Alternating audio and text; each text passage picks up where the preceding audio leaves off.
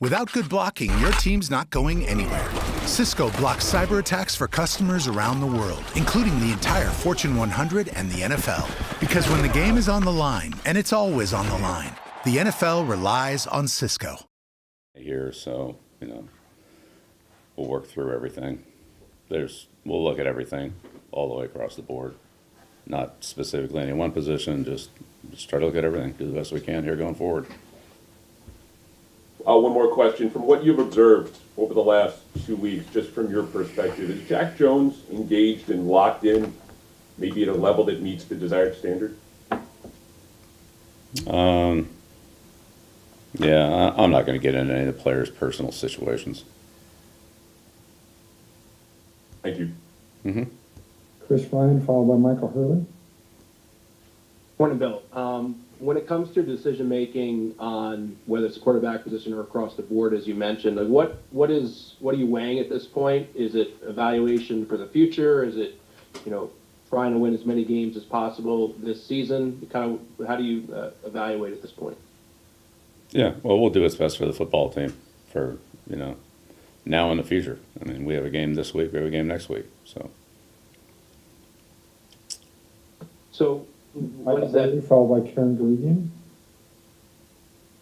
Bill, Bill O'Brien was brought in obviously to help the offense, but it's obviously not gotten better this year. Just generally speaking, what are you seeing from the offense? Why it hasn't made the progress that you had hoped for?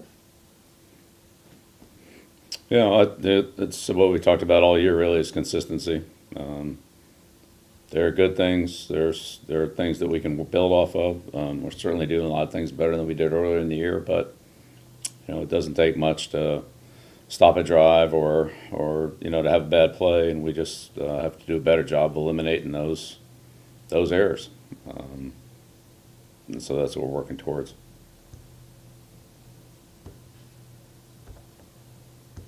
Guregian, followed by Dakota Randall. Good morning, Bill. How would you assess Bailey Zappi's performance in 3 relief appearances, and also how is Will Greer coming along? Right. Well, Bailey's had some opportunities. I think he's prepared well every week, and we've called on him in the end of a couple of games, 3 games, I guess it was. So, I think he stepped in and, did the best he could. Was it perfect? No. Were there some positive things? Yes. And Will's certainly, improving every week in terms of understanding and working with his teammates and, running the scout team and executing the plays that he has an opportunity to. It's just, there's not a lot of opportunities, for that, right now the 3rd position, which is where he's been, but he's taken advantage of the ones that he's had.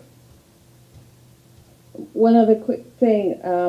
I was listening on WEEI, and you said you were asked about removing Mac from the game at that time, and you said it wasn't just about that one play. Were you talking about just that game of plays or a season's worth of plays as to what went into removing him? Yeah, no, just the way the game was going. Thank you. Mm-hmm. You're welcome. Looks like 3 more questions here. We'll go Dakota Randall, Chris Ryan, and Chris Casper. Christopher Price. Bill, I know this is looking ahead a little bit, but when Matt Judon went on IR, there were some reports he could return in December. Could the team's record impact whether you decide to bring back some of those guys back, including him, even if they're cleared to play? Yeah, no, I don't think so. Thank you. Mm-hmm. Chris Ryan and Christopher Price. Just on the type of veteran leadership you've gotten, obviously it's very easy to lead at times when things are going well, but how important has Slater been this year, and Andrews, Wise, and some of the other veteran leaders? Yeah, I think all those guys have done a good job. Certainly the guys you mentioned and a lot of other guys, even some of the guys that like Judon, who hasn't been playing, but yeah, you go right down the list there. John Jones, and you just honestly keep going. Cardona, there's a lot of them. So look, everybody's working hard.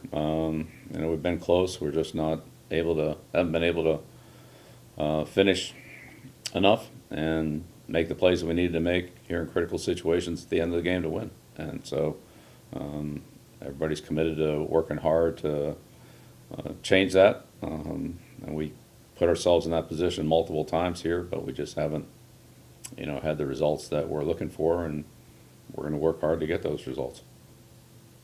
Thanks. Yeah, you're welcome. Looks like the last question will be Chris Price. Bill, how do you anticipate the bye week shaking out logistically for you guys? I know there have been years where you've been in the building a lot. You, the coaches, the players have been in the building a lot. There have been years where you guys have kind of left a little bit earlier. How do you see things shaking out this time around? Yeah, Chris, that's something we'll talk about today. Everybody put everything they had into the Germany trip and the Colt game, and it was a long flight back, and we're just kind of getting reorganized here. So we'll kind of try to get a good clear head and think about how to use the time that we have in the best way, whatever that is, for our team and moving forward, and so those decisions will be made here, and going forward. Honestly, like I said, I don't think last night in the middle of the night coming back from Germany is a great time to make a lot of decisions. So we'll kind of wait until we can kind of recalibrate here and get settled, and we have time. We'll take a look at it and try to do what we think's best. Obviously, the players will be off on Friday, Saturday, and Sunday. That's part of the collective bargaining schedule. So work around some of the other days here that we have, and like I said, try to do what's best for the team, both in terms of rest and improvement. Thank you. You're welcome. Sure. Thanks, Coach. Thanks, everyone.